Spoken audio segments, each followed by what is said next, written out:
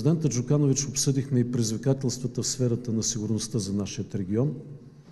Осъждаме категорично руската агресия в Украйна.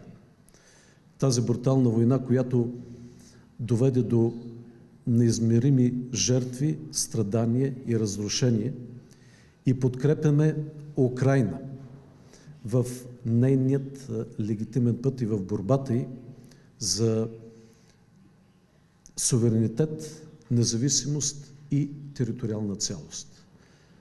Дали да свика съвета за национална сигурност, вижте още.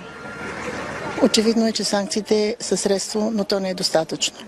Според мен, час по-скоро трябва да се съберат всички възможни формати на тема сигурност, както в рамките на Европейския съюз, така и на Съвета на Европа. Знаете, това е по-голямата институция, независимо, че Русия излезе от този състав, така и на световно ниво. Путин трябва да бъде спрян.